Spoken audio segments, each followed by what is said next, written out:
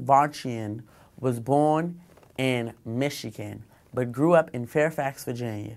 When he first came out to his parents, immediately they were supportive. In fact, Aram's dad found smiles for him and dropped him off at his first support group in 1993. Well, I told my dad I was gay when I was 15 years old. A week later, he found a smile. Aram admits that he was nervous that first time. I was terrified. I was terrified the first time. But after that, it quickly became a second home. He realized most of the fellow youth was just as nervous as he was. It was the first time I felt community. It was the first time I knew when I was going to be loved. Looking back on his time at Smile, Aram says, there is your family and then there's your gay family. I mean, I had the gay parent lottery. Could not have been more support. There's nothing else I could possibly think that they could have done, but they still don't give you what your gay family does.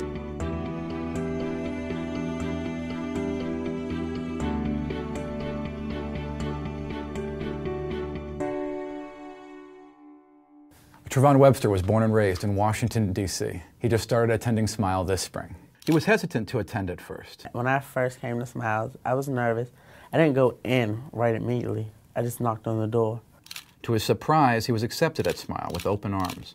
Support group has shown him that other youth like him also go through a lot: bullying, taunting, and even physical violence.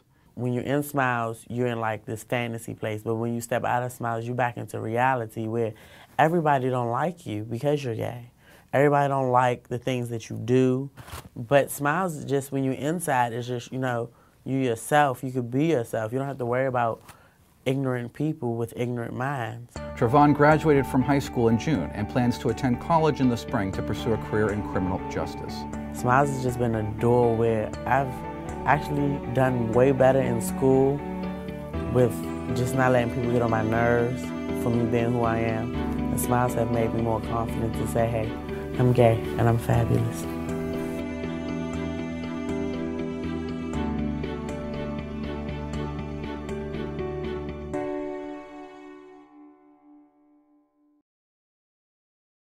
Kenny Joe Husky grew up in Gaithersburg, Maryland, and has lived in the Washington, D.C. metro area his entire life. In 1987, Kenny attended his first Smiles program. At the time, the HIV/AIDS epidemic was in full swing, claiming lives from every segment of the population. The youth at Smile were no exception, and Kenny watched as some of his Smile peers were taken by the illness. We were losing people left and right, and I lost several friends, two of which were Smile members. While still at Smile, Kenny collaborated with fellow Smile youth to create an HIV prevention program. Smile was instrumental in getting out information through educational programs to gay youth about practicing safe sex. Since then, Kenny has spent years in service to the community.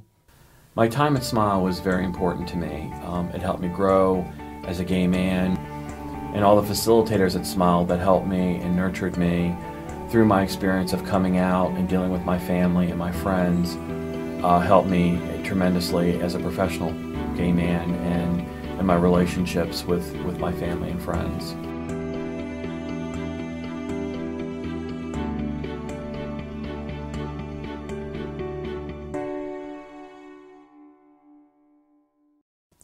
Luciano Guzman was born in Alexandria, Virginia, and in 2007, at the age of 18, he came to Smile.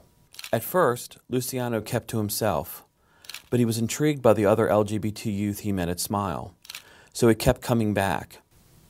It was a relief to know that there was somewhere that I could be myself. Since then, he has participated in Smile's Brotherhood University, an HIV prevention program for young gay and bisexual men of color. The thing that touched me the most was BU, Brotherhood University, because it really got me in touch with what's inside. He joined the program because he wanted to learn more about HIV and the specifics of how the disease affects an individual.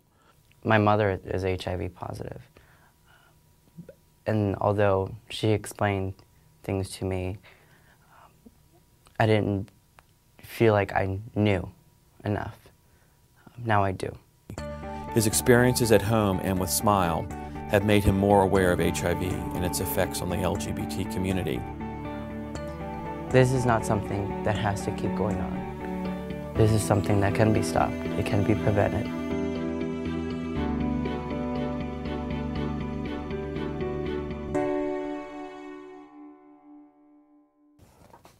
Lena Hernandez grew up in Albuquerque, New Mexico. She started coming to Smiles shortly after moving to Washington, D.C. in 2000. Back in Albuquerque, Lena had struggled with the knowledge that she wasn't being accepted by her family, friends, and church. But at Smile, she felt an instant sense of acceptance. Arthur Padilla was executive director of Smile. Arthur was this teeny little bald-headed, muscular dude, and he was just like, oh my God, and he came and he gave me a hug, and he gives my partner a hug, and that was it. We were done after that. It was this instant connection. Within months, Lena had become extremely active in Smile's programs and took a particular interest in outreach work on behalf of the organization. When she eventually aged out of Smile's program, she stayed on, taking a position as an administrative assistant. Being given the opportunity to work as the administrative assistant, that catapulted career-wise where I was going to end up. Looking back on her experiences with Smile, Lena says, I mean, to have someone have so much faith in you, to do things that you never even imagined, it's intense, you know?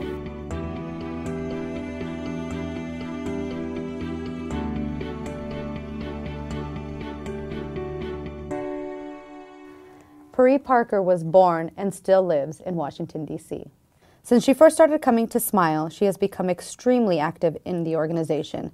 She participated in Smile's first ever leadership retreat exclusively for young lesbian and bisexual women, and she participated in 2 semesters of Smile's LGBT youth advocacy internship.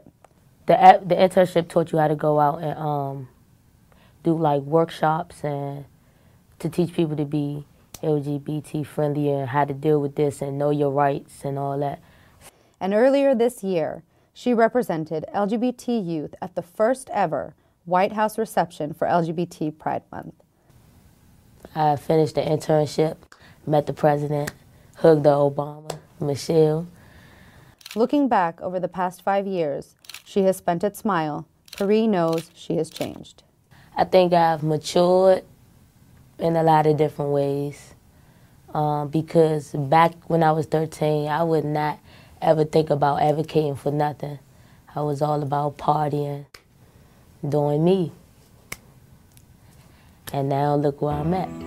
I hope that through advocacy I could change not just something in DC, but something in California or something in wherever it's not fair. I hope to make it fair. Or I'm just gonna fight for it.